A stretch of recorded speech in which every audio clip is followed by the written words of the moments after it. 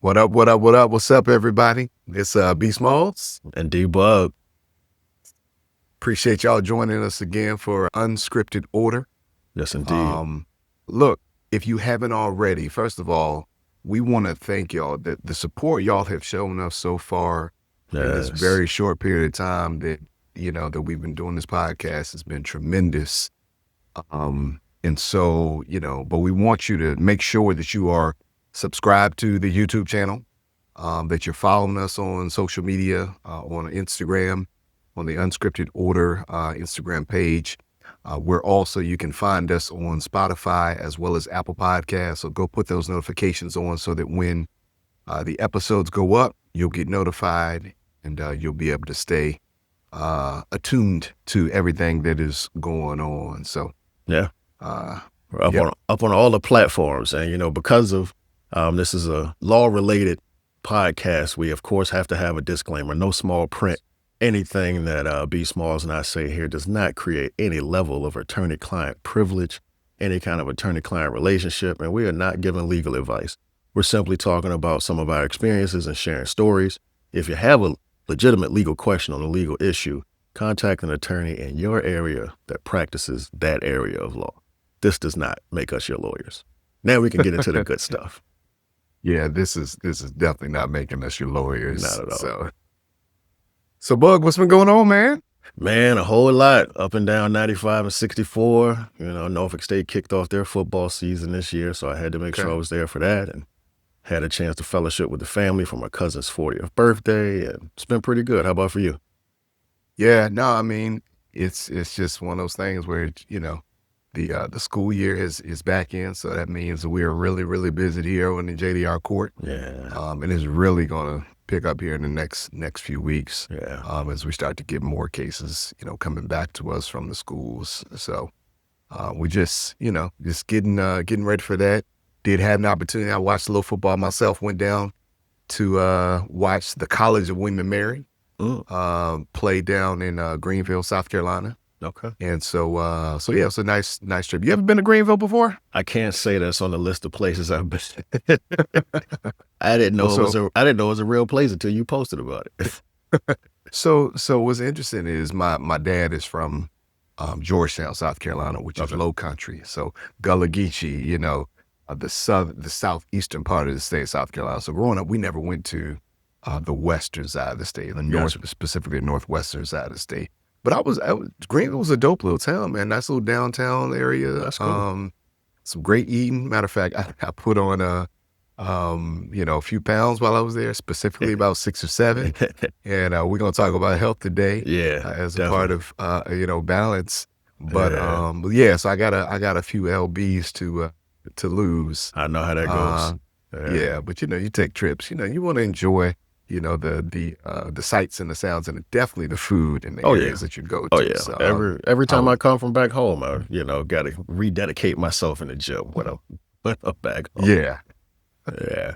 So episode 1, we talked about life, as a judge, off the bench. Today, what we really want to dive into is just balance. It's something that folks, not even just in the legal field, have to deal with, but I think specifically as judges, we have to really make sure that we're keeping a good work-life balance. It's important that we do that. So, what are your thoughts from a balance standpoint? A work-life balance is very important. The interesting thing, for as difficult as it is to manage it in this role, I think my work-life balance is actually better than it was in private practice. In private practice, it was not only going to court and managing the client's cases and expectations and being at trial, but also you're running a business. You're running a small business, so you have to be in charge of marketing. You have to be in charge of customer complaints. You have to be in charge of personnel and HR,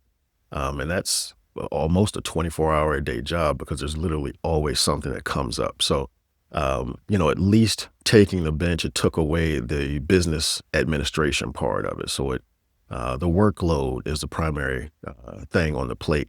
The workload can be cumbersome at times. We operate on a master docket, so that, one day I can have a custody trial, the next day I can start a assault trial, and the day after that, it could be a will contest or neighborhood dispute. Usually things flow pretty well, but sometimes we have to take cases under advisement and write letter opinions, and that workload can be quite a bit. And if you're in trial from 9:30 or 10 a.m. right up until 5 p.m., there's not a lot of time in the rest of the day to take care of your administrative duties, legal research. So aside from delegating the law clerk and court clerk, it means taking work home, or going into the office on in the evening or on weekends, trying to make sure that you're keeping up with the workload that's coming. And that's just, the workload. And then you obviously have your responsibilities outside of that, parenthood. I will say again, this position does allow me to be a much more active and engaged parent with the flexibility that we do have sometimes. But, finishing a work day and then having to make sure things are shut down, and with where I live in relationship to getting my little guy from school, I need to leave at a specific time so that I don't show up late. That And then, good old Northern Virginia traffic. yeah, man, yeah, it's crazy. It can be really hectic, and sometimes you don't know. You plan for 35 minutes and then it's 50 minutes and you find yourself running late. Um, but handling all of that and then still trying to make sure that you're present when you are in parent mode, as opposed to, back in private practice when there was, you know, my mind was a million different places because I was worried if I missed certain deadlines, or what time am I going to be able to get to the jail to meet with this client before this deadline in court. So that workload balance with the balance of parenthood and home responsibilities, it can be quite a bit. It can be quite a bit. But, as we'll talk about a little bit more, I think both of us have been in this position long enough to have been able to find some steady footing. There's always room for improvement, but finding ways to make sure that you have that balance is crucial, because if you don't take care of yourself, the cases will continue to come on, but you won't be there to deal with them. Yeah, no, I agree with you wholeheartedly. I think that, I can remember back to when I was in private practice and just trying to, balance, what's going on outside of work versus, obviously making sure that, your family are being taken care of. And you're spending time with folks that are important to you. Um, but I tell you this, I think one of the things that we as judges really have to, from a work-life balance, is the time that we spend outside of the courthouse, Mhm. in the community. There's always a sense that, and people told me this before I even became a judge, that, you may take the roll ball at the end of the day when your docket is done, but when you go out into that community, that robe is still on. Mhm. People don't see you as just another individual. They see you oftentimes as Judge Smalls or Judge Bugg, Yeah. and it can be difficult to always feel like you have to be on. Um, and sometimes you think about the way that when you're out in the community. Um, I ran into we had a the two of us had a conversation earlier today about just running into people in the community, Mhm. and literally like right after I had that conversation, You I'm in the ready? grocery store and I ran into somebody who had been on my docket Mhm. on a number of occasions. And so, they came up to me and like, "Hey, Judge, how you doing?" And sometimes, you have to look around and like, was this a positive experience? Yes. Yes. Was it one of those things where, Yes. the person had a great Mhm. outcome with their case? Um, but I will say this about this, you know, I try to make sure that if I'm in court and I've got somebody that's in front of me, that I'm being respectful Uh, towards them. mhm. If you treat people with respect and dignity, they might not necessarily like the outcome, Mhm. okay, of what happened. But if you treat them with respect, you treat them with dignity, that will go a long It way does. in people respecting you as an individual. So when I'm in the store and I see this individual today, I was able to carry on a conversation with him briefly, and keep it moving. but knowing that, that I had treated that individual with respect and dignity, Mhm. and the fact that they were willing to actually come up to me and speak and even dap me up a little bit, as well. Yeah. Not too many folks can say that, they getting dapped up by the judge in Walmart. Yeah. So, Yeah. it is what it is. But that, talk just briefly, just talk about that feeling of always feeling like you have to be on. Oh, well, you're definitely, I mean, that is probably the biggest adjustment. In private practice, the folks around you know you're an attorney, but people will see you and call you by your name. And one thing that I wasn't expecting in this position is very rarely do people call me Dante anymore, right? It's And that's one always of the Judge. craziest feelings. Yeah. It's always, and I had somebody recently, a friend, and they were like, I don't know, do I call you Judge Bug? Do I call you Dante? And I was like, no, Mhm. Dante feels good. Like that's what my mama put on my birth certificate. That's what my name is. And and I understand it's from a standpoint of respect for the position. So I don't diminish it in any way. But, there are very few professions where that just takes over for your name. So there is that feeling of always being on. I've had that experience of meeting folks or running into people from all parts of my practice, not just on the bench and private practice as well. Um, folks, I went to somewhere to drop off some paperwork for my son, and the lady behind the desk recognized me. And I mean, she just immediately went into it.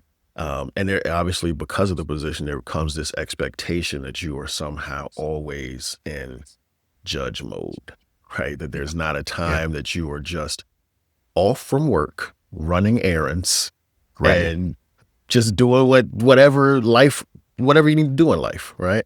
Um, because I am, again, we're going back to kind of the health part and taking care of yourself. I am pretty big on when I leave the building, if best as possible, to kind of de-roll from that position, whether it's Yeah. taking off the shirt and tie or just kind of getting into a different mindset so that you don't carry the issues from the day so much into your evening and your weekend because there's a lot of heavy things that you see and hear or have to deal with or make a decision on, and that can really weigh on you in your personal life. So um, it's good when you can get that separation, but well, I totally understand it, and it's just a part of the position. You get used to it. You learn how to deal with it. You learn how to respond, and you hit it right on the head. I mean, the key I think really starts in the courtroom.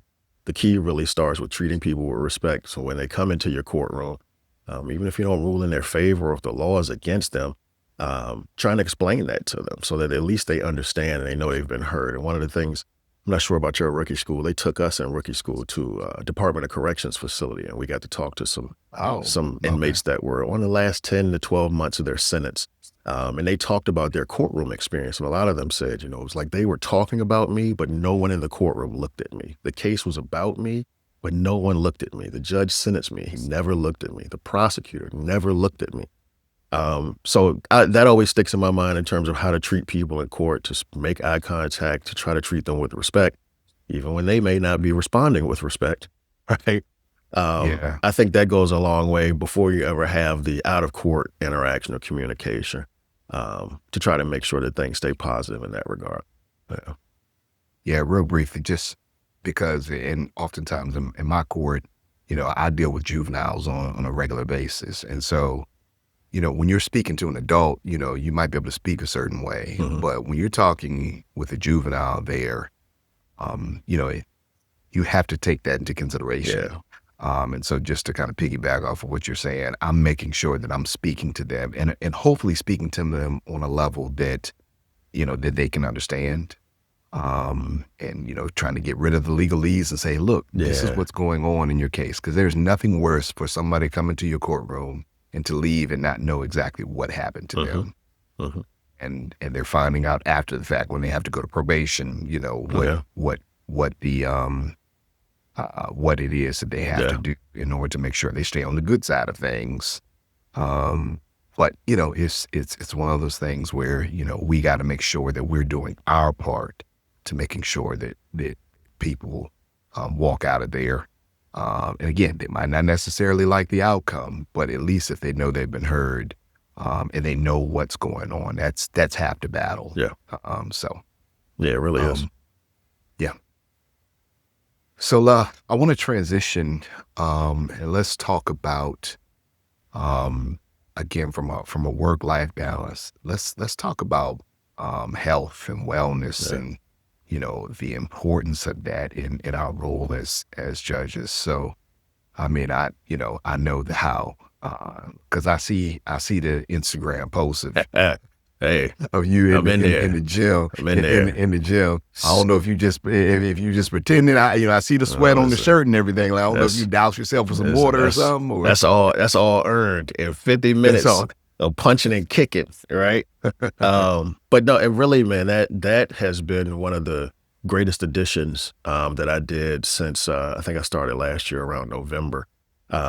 Leading up to that, one of my mentor judges told me when I first took this job, and it's one of those things you get a bunch of advice, and in the moment I heard it, but I didn't act on it. And he said, in this job, you either need to invest in a trainer or invest in bigger clothes when you start to grow left and right. Right. So you hear that and it's like, okay, I will. And, I would have my spurts where I would try to go to the gym and work out on my own and pull out my old track and field workouts. And I could probably get, a solid 2 or 3 weeks of consistency. COVID happened and everything went off the rails. I mean, I at Yeah, least picked up yeah, bike riding during COVID, but, yep, consistent. And even once, the restrictions of COVID lifted, the bike riding kind of went to the side. And what really got me is over time, gaining more weight and having more issues with my knees. Last year, I was having conversations with the guy who did scoped my knee about knee replacement, and it's like, man, I'm way yeah, too young to be considering knee replacement, but it was hurting so bad that it was like, if you got to yeah, cut me. But one of the other things was losing weight, getting in shape. They were going to send me to physical therapy before the surgery anyway. So, it's funny because with the gym I go to is right beside the Roy Rogers I used to always go to. And one day I just made a different decision to go inside the gym and sign up, and did a test class just to see if my knees can handle it. Signed up for a month. And I've been sticking with that at least 3 to 4 times a week as best as possible. Obviously life happens and I'm in the midst now of oh trying to yeah, get back in when I've been out for a week or so. But the thing about that really, not only is it great for physical exercise, but it's great for mental health, right? If I go after a difficult day, um, I don't know any better way to let your day go than just mm, punching into that, the heavy bag, just punching the bag and sweating it out, or doing functional fitness and lifting weights and just getting your mind off of all of whatever you had to immerse yourself in that day. So it's really good for mental health as well as the physical. I kind of find myself feeling a little weird if I'm out of it for too long. yeah, It's been a yeah, week and like hard to feel weak again. We gotta take care of that. But doing that has been a tremendous help in it because, like we said, this um, we get a lot of training in rookie school, and I know obviously yours was a little different than ours, but one thing that we don't get trained on is how to deal with the secondary trauma that we sit yeah, in every day. When yeah, there is a positive outcome, when there's something positive, and especially in my courtroom, we try to take pictures and clap, and especially with our recovery yeah, court docket, because you have to highlight those positive moments because there's so many, just so many heavy things that you see. And there's nothing that really prepares you for that. There's nothing that really tells you like, hey, these are the ways that you need to be taking care of yourself. And I know from personal experience, if you're not taking care of yourself, the body has a way of shutting down to protect itself or shutting down just because this isn't working for me. So a lot of that has been really, really helpful to try to be able to release from the mental aspect of it too, because it's a lot. It can be a lot. And I know sitting where you sit, we are fortunate that we do not see very many juveniles get certified. We obviously have a significant amount of custody cases, but we sure, don't physically see a lot of juveniles in our court just because of some of the community programs and diversion things that are going on in the county. But I know sitting where you sit, I mean, that secondary trauma and just sitting in it every day, I know that's got to be a crazy impact. yeah. So I'll talk about that. Um, just from a personal standpoint, first, for me, um, as a former student athlete, in college, working out was something that you just kind of did, high school, college, and when I stopped playing football, it's funny, when I was trying to put on weight, I couldn't. But as soon as I got done, guess what, Oh, man? I could put on as much as I it's wanted to. super simple. Super simple, man. Yeah. Oh man, just easy, man. Just keep Uh, eating and don't do uh, nothing else. uh, It was there was I think similar to you. I got advice as it was related to getting on the bench. One of the first things I did was I invested in um, a standing desk for mhm. my office, and then I got the bright idea. So you know what? I think I'm gonna invest in one of these for the courtroom as well. And so I did. And so Hold on a second, Judge Smalls. You be standing up on the bench. so it depends on the docket. Right? Okay. Depends on the docket. Okay. I will do it on certain days. Like for the long custody visitation cases, I'm not standing Yeah. for those. Okay.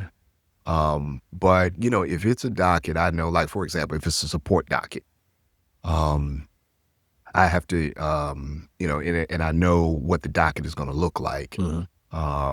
Then I may stand for that particular docket. Gotcha. But I will say this as well. I got some feedback one time, because they already think, we're stoic and, we're mean. And so, Yeah. standing, could, It's intimidating. yeah, it could be. And I can see Towering that. over people. Yeah, and now look, I'm not the tallest brother, so I'm not you, so if I was your height, I might feel some kind of way. But That's why I don't have a standing desk. but the reality of the situation is that from a physical health standpoint, Mhm. I've got this Apple Watch and it's gonna tell me, hey, it's time to get up. Yeah. And I get those alerts throughout the day. Those days when I'm sitting for long periods of time. And so that physical health, is important to Yeah. me. So I generally, I'm in the gym Monday through Friday. My alarm is going to go off usually at like 4:30, Mhm. and I usually at least hit the snooze once. Oh, And twice. so you're Twice. you're two times. I set it for 4:30 with a goal of 4:50. Okay, So, but that's good. Having goals is important, right?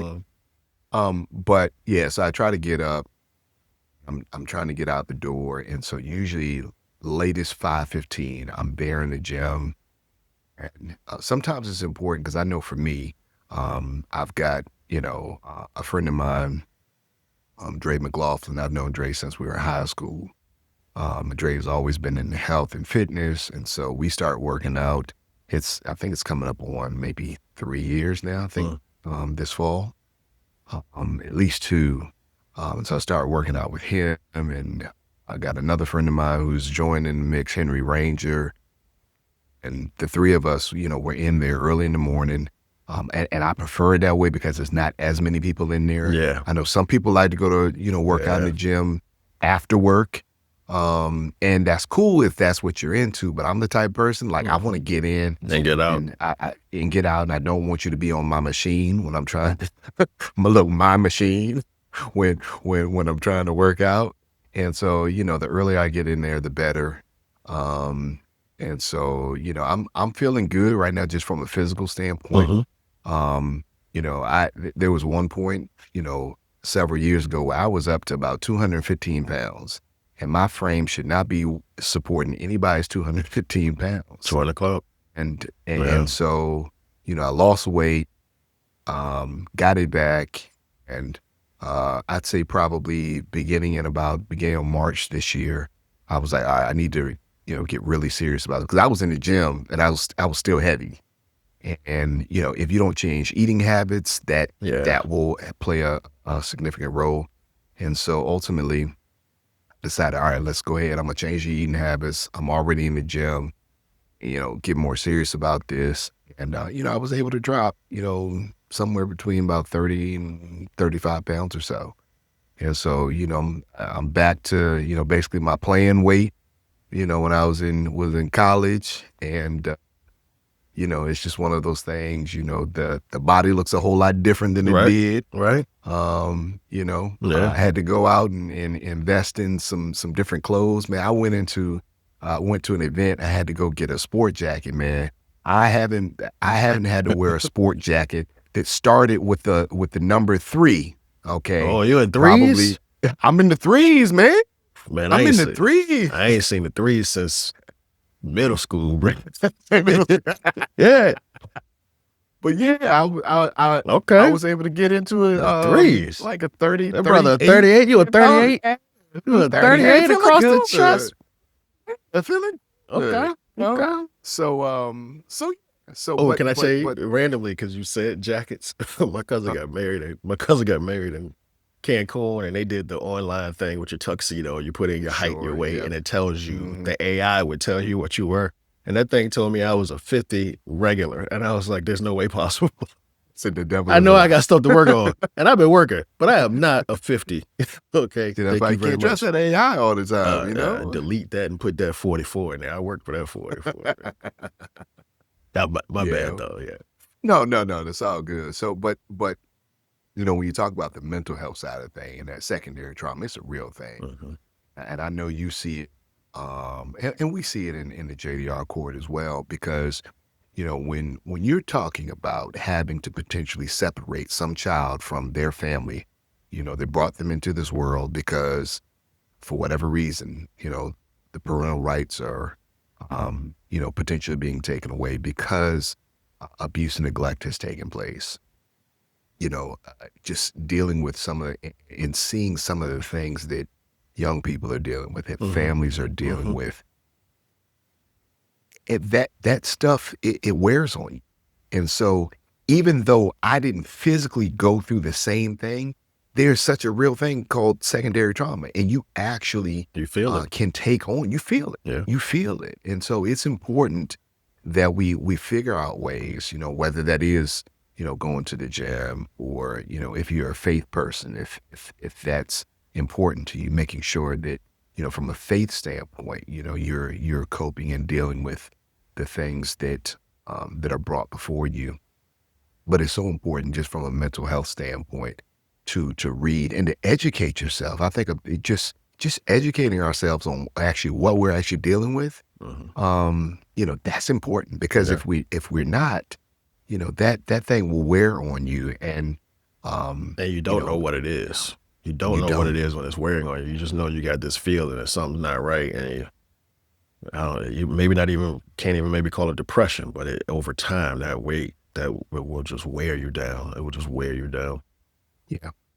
So it's important, and I know I have colleagues who will see therapists. Mhm. I have not gone there, but I have no opposition. If I ever got to the place where I felt like I needed to see a therapist, I absolutely would, Mhm. because I think Nothing it's wrong with seeing a therapist. nothing at all. But I think for many years, it's been something that's frowned upon. Mm.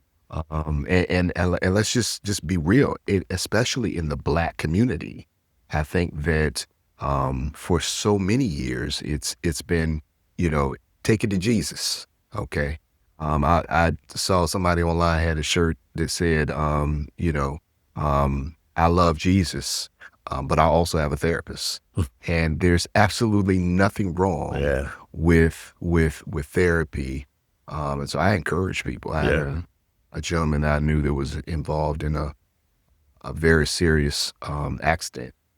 And he been, going through some things. I was encouraging him, like, look, see a therapist. Mhm. Talk to somebody about this. Don't Yeah. just sit in this yourself. And that goes for us as Yeah. judges as well. Yeah. So if I can give the advice, I need to be able to take. You should. You should, man. There's something about, having that safe space to be able to talk about what's going on, and try to figure some things out outside of just in your own head, because you start to fill in the blanks and fill in those answers, and it gets repetitive, and you never get a different response or different outlook on things. So it's really good Yeah. to definitely have that outlet, Yeah. because again, we're not very well equipped in this profession for that. And not only in the community, but in the profession, right? There's that sense of having in this position, you obviously have it all together, right? Like you Mhm. obviously have every duck in a row and they remain in a row because you wear the robe. And that's not true, like it's life. That job doesn't make you anything other than a judge during the day. And you still have to Yeah. deal with life just like other people. Now, what's interesting about it is, I've found myself, I think I have tried or at least find myself taking lessons from the situations that come before me in court. I think there are things that I pick up that sometimes it can be therapeutic for me. Like there was a similar situation I could understand how that person got in that position or, don't make that pitfall or, just being But for able the to, grace of God, right? there goes I. Right? Yeah. Yeah. There are a lot of similarities. Sometimes, I've had cases where you look down at the address and, being up in Fairfax, but the home address is Newport News, or they went to a school I went to, or there's something that we have in common. That's always that reminder, that a lot of us sometimes are one decision away from that. So um, that's important to keep that perspective, to remain humble. I think one of the worst things that happens is you get in this position and that always being on that respect for the position starts to overcome who you are and overcome your personality. And your personality then becomes that of judge. And I think that's a slippery slope. That's a slippery slope. I think we probably have quite a few stories we can tell about experiences of folks like that. But keep it positive. But it's something Yeah. really to be said about um, not losing sight of who you are. It's a job. It is a job that has existed before we took the bench. It will be there after us. And if we don't do it the right way, it will go on without us. But you see folks that get so wrapped up into it when it's time to retire or something to that effect, they lose that identity. And that's probably not good at all either. Yeah. No, I wholeheartedly agree. It's so easy. The temptation is there to allow the power of the position to go to your head, Mhm. for it to like you adopt, the judge position like it's yours, and it's not. Yeah, Um, while we are in these positions, we are nothing but stewards that's of it. these That's positions, it.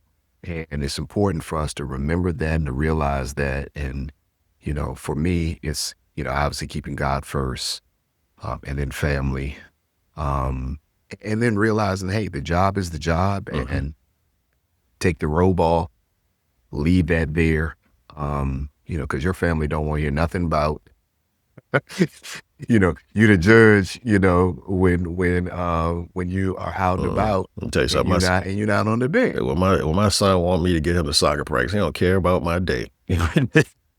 Right, right. Uh, only if it makes me late. That's the only concern. Yeah, yeah. So let's transition and talk briefly about like time management. I Yeah. mean, can you talk a little bit about, how do you balance, um, obviously your work responsibilities, but then you've got that life outside of work, and just making sure from a time management Yeah. standpoint, you're where you need to be. Yeah. So this is probably my biggest work in progress. Time management is not my strong suit. And Yeah. it's not that I don't think it's that I waste time. I just think, I've come to understand my brain operates a little differently and what I need to be able to focus on certain tasks, right? I used to be trying to bounce around between multiple things and the multitasking and have a whole bunch of things going on. And that hasn't worked very well for me. Another issue with time management that I would suggest that I am working on getting better at is delegation. Sometimes things that probably should be delegated to my law clerk or just off of my plate or, quite frankly, sometimes saying no to certain commitments or obligations, speaking engagements. Can you speak at this school? Can you do these things? Um, I admittedly overload myself with those because I want to make sure I still serve in that role and don't become Sure. secluded. But time management is certainly one where uh, I need to work on it. So in terms of law clerks, I'm very strong. I'm very big on making sure that my law clerks at least have strong time management skill and having conversations with them like, hey, don't don't be afraid to come and tell me like, hey, you need to do X. But, let's be real. It is a rarity that you're going to find people who are going to tell the judge what to do. And that's something that I have to, keep in mind. But it's good. Like, you talked about your clerk, I have a group of folks that I work with here in my clerk's office that, I try to make sure that I'm accessible, and that I am open enough so that they can, feel comfortable coming to me and say, hey, Judge, this has to be done in due time. But it is important, absolutely, that we have to realize, understand it's important to be able to manage our time. And so it's just figuring out what works for you, because what might work for me might not work for you. That's true. And what worked for you might not work for me. That's true. And so, we just have to figure out how to strike that balance. But it's so important that we are making sure that we are doing the right things when it comes to our time management. Yeah. So let's transition and let's go off the record. And let's talk about a fun topic, interesting topic. All right, so Judge Bugg, I'm gonna let you go first. All right. If you weren't a judge, and obviously if you weren't a judge, you would probably still be a lawyer. But if you weren't a judge and you weren't involved in the legal field, Yeah. what would Dante Bugg be doing from a career standpoint? Oh, there's so many possibilities, right? I think the Okay. first that come to mind, obviously, would be a track coach. I mean, just my love for Okay. track and field. Sure. Running all the years I ran, I was a volunteer assistant at the University of Richmond with the track team while I was in law school. I did that for I didn't 2 know that. years. Yeah, I did that for Okay. 2 years. Wild thing, the volunteer assistant, not paid. Practice was at 7:00 in the morning. Ooh, before Mhm. school? Yeah, before Wow. school. Before school. I'm getting Wow. up super early. But I enjoyed every bit of it. It was different though, as an athlete, when you practice and you put in the work, you get to go out on Saturday and run And perform. and perform. And if you mess up, you know where you messed up instantly and you go back to the drawing board. But as a coach, it's different because, and shout out to my former roommate and good friend, Coach BG at Dean. He's down in South Florida now, like really tearing it up down there. But we coached together at Richmond. He used to say, my career, I'm not gonna get it right, but he would say my career, my income is based on the decision making of 18 and 19-year-olds, right? So Yeah. you could that's- you could work with an athlete all week and be at the finish line and the gun go off and they do absolutely nothing that you work on week. Right. So it was an Right. interesting experience, but to be around track and field, that sport, I think there's so many life lessons that I learned. So the first would be a track coach, but a lot of people are always surprised. Like at the same time I applied for law school, I applied to the Montgomery County Police Academy. So my decision really came down between going into law enforcement or going to law school. And I've been around law enforcement all growing up. My mom worked for the police department for 30 plus years. Back home, I was in Shout law. out to Miss Monica Yeah, Plummer. right. She the unofficial mayor of the city down there. Yes, she is. I was in Law Enforcement Explorers growing up. Little known fact, I was Explorer of the Year in the Commonwealth of Virginia for 1994, statewide, Okay. right? Okay. So growing up, I thought I might have a career in law enforcement. Like I said, after undergrad, I started working at my first job out of college was Enterprise Rent-A-Car. And I would just say, that wasn't for me. It was not for me. So at that time, that's when I applied to law school and to the police academy.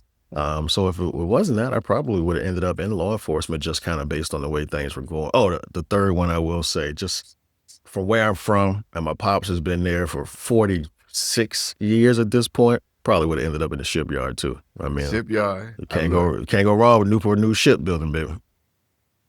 Look, if you from the 757, Newport News, Norfolk, Yeah. you either worked at one of the shipyards yourself, Or somebody you real had close. family. Exactly. And That's- I can't tell you how many family members Yeah. I had, because my mom is from Newport News. Yeah. So my great grandfather worked in the shipyard. Yeah, That's how he ended up. That's how he ended up in Newport News. It's 1 degree of separation. 1 degree of separation with Mm-hmm. that shipyard. That's for sure. It is. It Yeah. is. And I know you've probably heard Mike Tomlin. Yeah. Shout out to Coach Tomlin. The Steelers. He talked about That's true. If he wasn't coaching football, In look, the shipyard. he'd be right there in the shipyard. Right in the shipyard. Because he's from Newport News as well. So, Yeah. so for me, I wanted to do something sports related. So my dream job, if I would be doing anything else, I'd be like the general manager for some professional football team. Mm. That would be the dream job for me.